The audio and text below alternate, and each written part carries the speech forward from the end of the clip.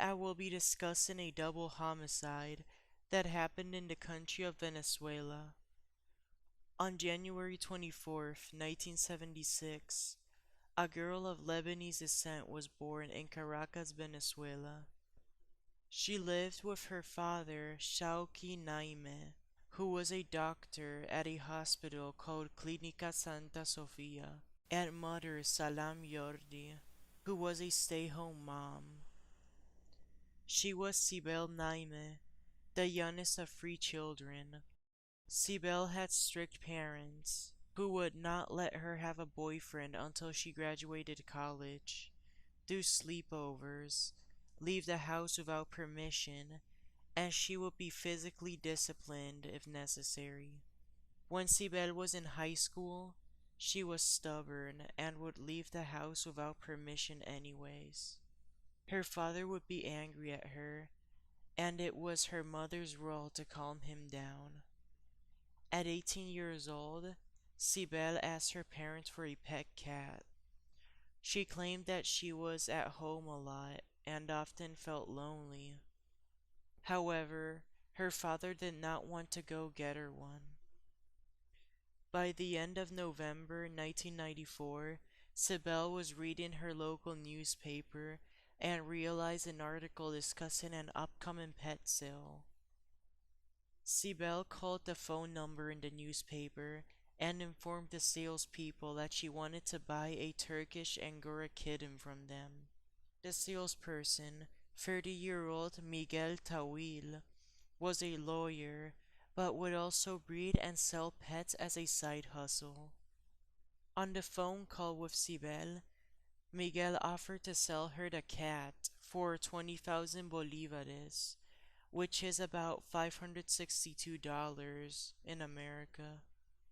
Cibel agreed to the deal and promised to buy the cat. She did not have the money to buy it, so she went to her father's office and grabbed one of his checks. She faked her father's signature and signed them. Cibel had practiced writing the signature many times. On the afternoon of December 6, 1994, the salesperson, Miguel Tawil, drove to Cibel's school, Minerva de Prado Celeste, and met with her. Miguel delivered her cat, that she intended in purchasing, which was white and 5 months old. She loved her new kitten and chose to call it Jasmine. Cibel then gave Miguel the false check she had taken from her father's office and took the kitten home. When Cibel got home, she told her parents that her friend had given her the pet cat. Her father let her keep it, despite having doubts of where she got the kitten from. Days later, Cibel's father, Shauki, noticed that one of his checks was missing from the office. He looked everywhere for it, and even went to the bank to see if it had been deposited by accident. Shauki then got the family together for a conversation and asked them who took the check from his office. The whole family denied having any involvement with the check. Shauki informed his three daughters that if he found out that any of them grabbed the check from his office, they would have a severe punishment. Cibel then got anxious. She was worried of finding out that she was the one who took the check. She then called Miguel, who had sold her the kitten, and begged to please give her the check back. However, Miguel explained to her that the purchase had already been made and he could not return the check to her because he had already deposited it into his bank account. Cibel continued calling Miguel, explaining to him that if he went back to the bank and retrieved the check, she would pay him with cash instead. Miguel still denied doing her that favor and started getting annoyed at her. 1 week later, Cibel called again, talking in a different voice to pretend to be someone else, and claimed that her name was Adriana. She told Miguel that she was interested in two poodle dogs. that she had seen on one of his flyers in the area. Miguel did not notice that the person calling was Cibell, so he fell for the hoax and listened to her. Cibel proposed that he delivers the two puppies at a local mall called Plaza Las Americas in order for her to then stop by and pick them up. However, Miguel told her that it would be easier for him if she just went to his house to pick them up. Cibel agreed to that and got ready to go to his house. She took this chance to try to get her dad's check back, whether he wanted to or not, because she believed that Miguel had been keeping it in his house the whole time.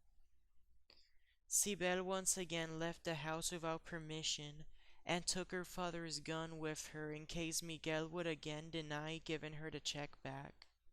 The gun was a 7.65 Walther PPK caliber handgun that her dad had stored for security reasons, due to him having a higher income than most in the area, making him more prone to be robbed or attacked. On Tuesday, December 13th, 1994, Cibel took a taxi to Miguel's house. She entered the house and ran into the guards of the home. She explained to them that she had arrived in order to make the purchase for a pet. The security guards let her in. Cibel was welcomed into the home by Miguel's mother, Mirtelina Muso. Mirtelina was very kind to her and even made her coffee. While Cibel was drinking her coffee, Mirtelina went to tell her son Miguel that he had a customer in the house. At the same time, there was another guest in the house who was Miguel's assistant for the pet selling business. He was 19-year-old Juan Gonzalez, who was in his freshman year of college studying pharmaceuticals at a university called Universidad de Santa Maria. Miguel recognized Cibel and was not happy to see her because she had bothered him so much about the check. However, Cibel explained to him that she was not coming over to argue about the check, but that her supposed aunt named Ariana had called him because she was interested in buying the two puppies. She also claimed that her aunt was waiting for her blocks away from the house because she thought security would not let her inside the house. Miguel then proposed that he and Cibel got on his car and went to where her supposed aunt was waiting. He asked his assistant Juan to come with them. The three got in Miguel's Toyota Land Cruiser car and started the ride. Miguel was driving, Juan was in the front passenger seat, and Cibel was in the middle back seat. During the ride, Cibel once again insisted that Miguel return the check to her, which he denied, to which was no surprise to her. Cibel then pulled out the gun she had been hiding and pointed it at Miguel's head, threatening him. Miguel tried to take the gun away from her. Cibel then started claiming that the threat was only a prank. However, Miguel kept wresting the gun away from her. Cibel then pulled the trigger and shot him in the head, killing him instantly. Both Cibel and Juan froze afterwards, and were in shock of what had just happened.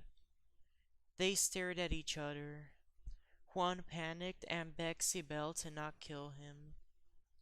He promised that he wouldn't tell anyone about what had just occurred. Cibel then told him, "Sorry, I'm not bad, but I can't let you live because you saw everything." She pulled the trigger once again and shot Juan in the head, as well killing him instantly. Cibel, who was really close to Miguel's house, ran out of the car and headed towards the house. Along the way, she started walking calmly and eventually fled the area by getting on another taxi. When she got back home, she put her father's gun back where it was and without anybody in her family knowing that she had just been involved in a double homicide. The guards of Miguel's home searched for him, Juan, and Cibel, because they never returned. They eventually found Miguel's car and discovered his body along with Juan's. This was 1 hour after the murders. Their bodies were identified, and the cause of death for both was ruled a homicide by gunshot. Authorities investigated the crime and first believed that the murder was done due to organized crime or a robbery attempt. Detectives interviewed Miguel's mother and questioned her about who she was hanging out with before they left the house. She told them that she was hanging out with Juan, who was also killed, and Cibel, who vanished and never returned to the house. She also described Cibel's features and how she claimed that she had an aunt named Adriana. The security guards were interviewed as well. They claimed that Cibel had walked in by herself, left the house with Miguel and Juan, then never returned or informed them about the murders. Detectives searched Miguel's car and found the used bullets that had been left behind. There were also fingerprints in the car that seemed to be of a third person who was not Miguel or Juan. Private funerals were held in the area for Miguel and Juan. Meanwhile, Cibel continued on with her everyday life. In January 1995, her father Shauki called his bank, known as Banco Union, and questioned their customer service about his missing check. The bank staff explained to him that the check had been filed with his signature and a payment had been made with it. He then informed them that the person filing the check was not him, and asked for the contact information of the person who had received the check. The bank staff gave him Miguel's full name. Cibel's father looked up Miguel's phone number in his phone book and found it. He called Miguel's phone number, but due to him being deceased, Miguel's father Antonio was the one who answered the call. Shauki asked Antonio to speak with his son Miguel. Antonio then apologized and said that he could not assist him because his son had passed away last December. Shauki offered his condolences to the family but continued on with the call, asking about the checks that Miguel would collect. Antonio explained to him that Miguel had a pet selling business. After the phone call ended, Cibel's father was furious at her because he had blamed her for taking the check and not being honest about it. However, her mother calmed her father down and told him to not make a huge deal about it because they were about to go on vacation to the United States. The family then traveled to Orlando, Florida to visit relatives. When the family returned to Venezuela after their trip, Cibel's father beat her for taking his check and faking his signature to buy the pet kitten. This led to Cibel's face being disfigured by bruises and leaving her with a swollen left black eye. Many of Miguel's customers were interviewed by detectives and discarded from the case. The detectives then investigated the bank account that Miguel used for his business to see whom he was financially associated with. They checked whom he had made business with. It then seemed that both Miguel and Cibel's father went to the same bank. When detectives interviewed the bank staff, it was brought to light how somebody named Naime had called regarding a check that he claimed he had not deposited. This raised suspicion because the check was filed to Miguel's account. The police started investigating Cibel's family and eventually tied them as suspects to the murders. Cibel, along with the rest of her family, were arrested at their home and taken to the Caracas police station. Witnesses claimed that Cibel had been the one at Miguel's house and that she was the last person seen with the two murdered victims. Her father's gun was confiscated and later matched the bullets that had been found in Miguel's car. Venezuela homicide detective Leonardo Diaz Paruta interrogated Cibel and questioned her about why she looked so injured. She explained to him that her father had beat her over a check that he was mad about. Paruta then asked her about the two murders she was being accused of. Cibel confessed to them and admitted that she was just trying to get her dad's check back to avoid any trouble with him. She was ordered to be detained in the station until she faced a magistrate judge to decide where she would go.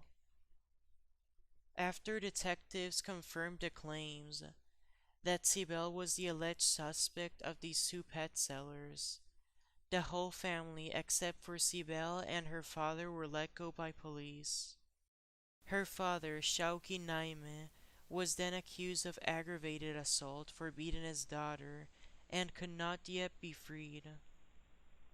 Paruta was sure that his officers did not beat Cibel and that it must have been her father, since he was the one who had been making upsetting phone calls about his stolen check. However, Shauki made a payment to the police as a fine and was freed from custody, leaving Cibel detained by herself. This is how he avoided prison time for beating his daughter. The following day, Cibel was taken to court for the first time and faced Caracas magistrate Antonio Ripoles. She faced two homicide charges and was ordered to remain in custody while awaiting trial. She was then booked into the INOF, which is short for Instituto Nacional de Orientación Femenina, which is a system that incarcerates women pending trial for violent crimes. She was assigned to their jail in Los Teques, a small city in the outskirts of Caracas, Venezuela. In the jail, she was treated for her bruises by Venezuelan doctor Carrasquero Ramos. She was also mentally evaluated. Psychiatrist Carlos Gutierrez Ferreira diagnosed her with borderline personality disorder, in Spanish known as trastorno límite. This mental condition causes unstable moods, behaviors, and relationships. Cibel Naime's family hired a Venezuelan defense attorney to represent her. He was known as Gonzalo Corro. Corro would go on to use Cibel's mental condition as a defense to let her go due to the crime being committed by her condition and not by her malice intentions. The family of Cibel's 19-year-old victim consulted with a prosecutor, Jose Luis Tamayo, who would take on the case for him. The victim, 30-year-old Miguel Tawil, was a lawyer, and so was his father Antonio. This led to Antonio working as the second prosecutor attorney to bring justice to his son and have Cibel be punished for the murders. Many attempts were made to release her, but they never succeeded. Cibel Naime pleaded not guilty to the murders. In 1996, she was found guilty after a bench trial by Judge Cristobal Colmenares. Immediately after announcing the verdict, Colmenares sentenced Cibel Naime to 30 years in prison for both murders. Cibel remained incarcerated in the same facility for weeks. However, she showed foul behavior and was transported to a prison minutes away, known as Internado Judicial de los Teques. She was then officially placed in her prison in a smaller city called San Juan de los Moros, the prison known as Penitenciaría General de Venezuela. In 2005, she faced the National Parole Board. Prosecutor Edwin Frey would make sure that she would remain in prison. Frey claimed that Cibell was a danger to society and may have future disciplinary issues if released. However, Cibel's attorney Gonzalo Corro claimed that she had matured and had even obtained her high school degree from prison in 2001. Venezuelan appellate judge Michael Moreno successfully granted Cibel Naime parole. However, she would have to serve probation in order to be freed after serving nearly 12 years behind bars. Cibel was released from prison and moved to Oriente, one of the country's states. Due to economical issues in Venezuela, Cibel moved to Colombia to continue serving her probation. In 2022, she completed her probation and was completely free. She has since moved to Lebanon, where her family lives and is from. Her father Shauki passed away years after the family moved to Lebanon and months before Cibel arrived. Thank you so much for listening, and please make sure to like this episode. I would really appreciate if you followed this podcast if you haven't already, and shared it to people whom you think may be interested in true crime. Till next time, goodbye.